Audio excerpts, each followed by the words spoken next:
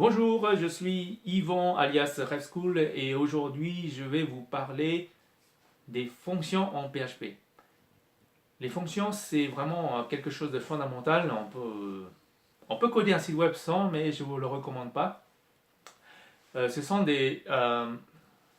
fonctions vous permettent d'organiser votre code et de rendre tous vos fichiers PHP beaucoup plus compacts.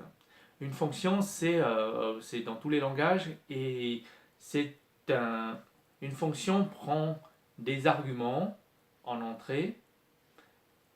À l'intérieur, au milieu, il y a tout le code qui va agir sur ces données et va retourner une valeur ou ne retourner rien du tout.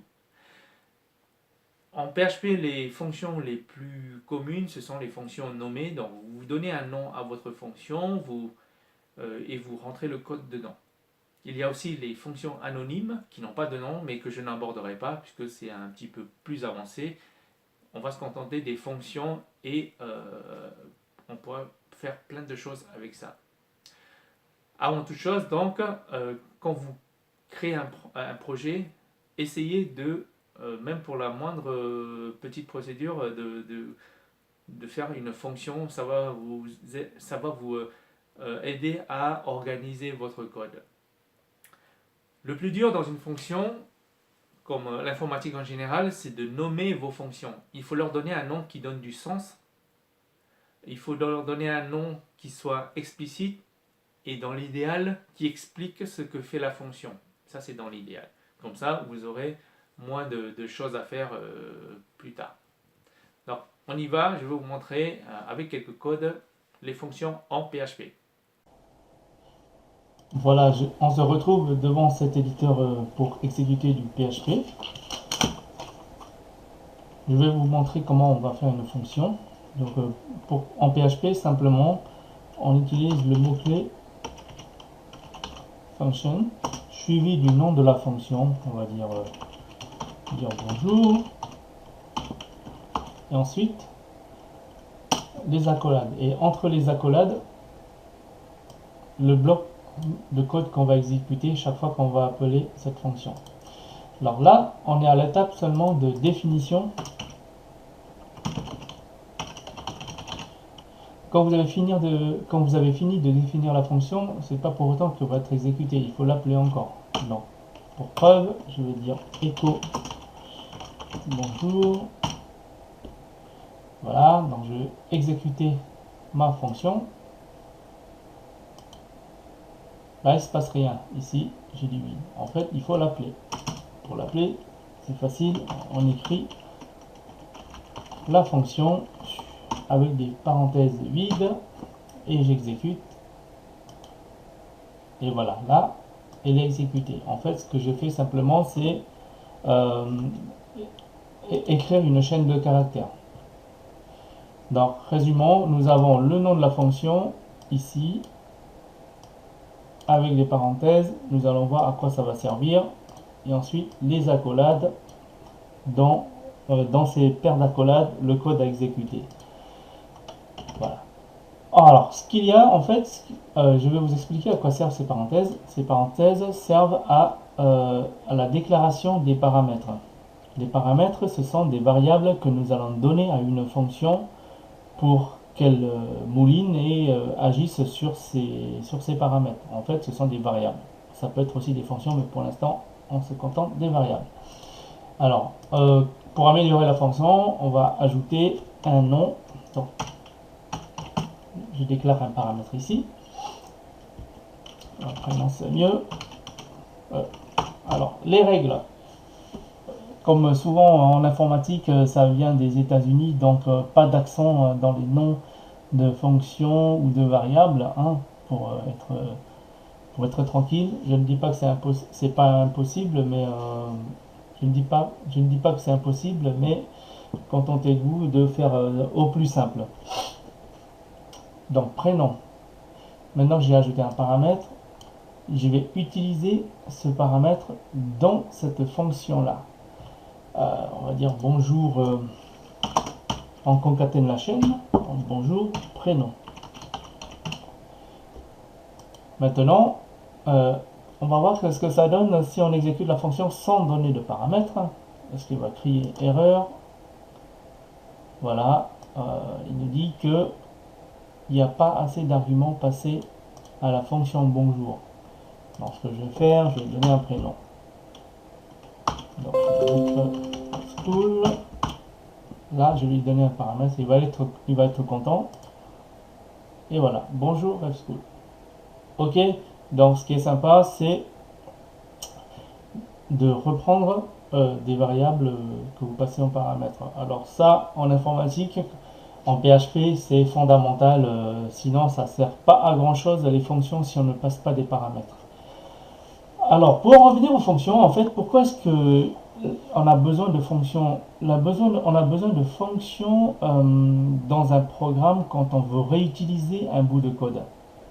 En PHP, il est possible de faire un site web avec zéro fonction, mais ce n'est pas recommandé, puisque dans un site web, normalement, vous avez plusieurs pages, plusieurs fonctions, des dizaines de fonctions, et dans ces fonctions, vous en avez forcément 2 ou 3 qui vont reprendre les mêmes usages. Donc, il est nécessaire et intéressant de définir des fonctions et de les réutiliser. Donc, quand vous définissez une fonction, vous la définissez qu'une seule fois, et vous pouvez les utiliser autant de fois que vous voulez. Quand vous développez en PHP, par défaut, vous disposez à peu près en chargeant les bibliothèques standards, sous WAMP par exemple, vous avez à peu près 2000 fonctions. Mais rassurez-vous, vous n'avez pas besoin d'utiliser ces 2000 fonctions. Hein. Je pense que dans une centaine de fonctions, ça suffit à faire pas mal de choses. Après, les autres fonctions, ce sont des fonctions un peu plus spécialisées, des manipulations de dates, de XML, etc. Donc, pas de quoi vous inquiéter. Je continue un petit peu sur la notion de paramètre. Le paramètre ici, tout à l'heure, si je ne l'avais pas fourni, il me criait erreur. En fait, on peut avoir des paramètres par défaut, c'est-à-dire que même si on ne les utilisait pas, ils vont être utilisés. Par exemple, si je mets un égal après monsieur, enfin après prénom, si je mets un égal après prénom, ça veut dire que c'est un paramètre par défaut. Même si nous, on ne fournit rien, il va l'utiliser. Voilà. Donc, vous voyez bien, ici, j'ai rien, et pourtant, il y a ça qui est sorti. Ensuite, une fonction, en général, elle s'utilise avec un mot-clé qui s'appelle return.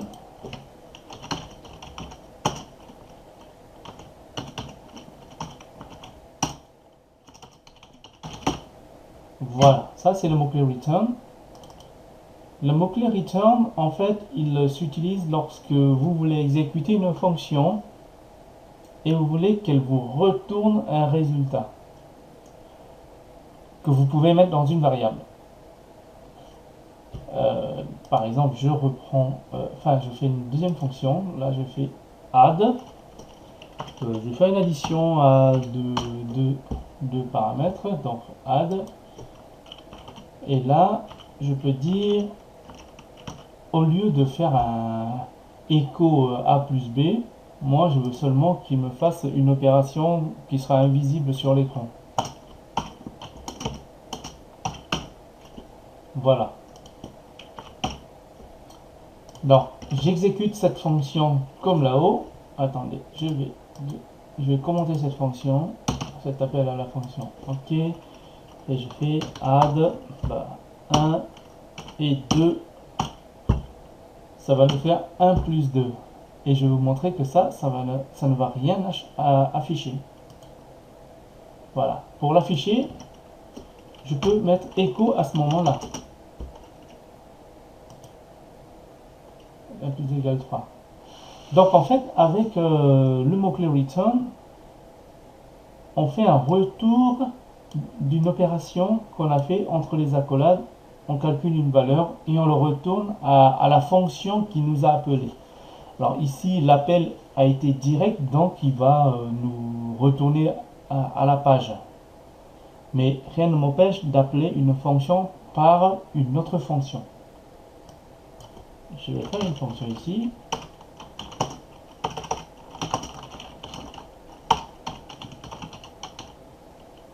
donner résultat. Donc cette fonction va appeler une autre fonction. Alors je vais plutôt appeler afficher. Pour utiliser la fonction donc addition, c'est tout simple. A, B. Voilà, ça j'ai appelé ma fonction. Alors ces paramètres A et B, en fait, il ne faut pas les oublier. Ils ne sortent pas de nulle part. Ils ont été donnés par la fonction appelante.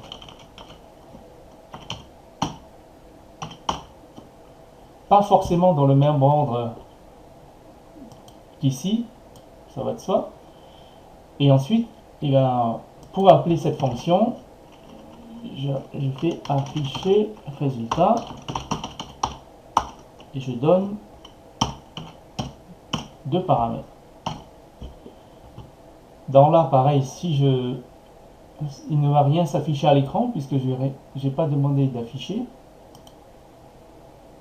Pour afficher à l'écran, il faut qu'ici je fasse un écho. Écho, ça veut dire afficher en PHP. Donc, cette fonction va faire additionner A et B et va le retourner à la fonction appelante qui est afficher résultat. Cette fonction afficher résultat, son code, on sait, c'est écho de résultat de cette fonction là. Donc là, on le fait, il va nous afficher 3. Voilà. Donc, on voit qu'une fonction peut appeler une autre. Ce qui est fait ici, en fait, c'est que j'ai une fonction à l'intérieur d'une autre. Donc, je peux très bien décomposer cette fonction-là, add A plus B, directement dans la fonction afficher résultat. Par exemple, je peux définir une fonction ici, voilà,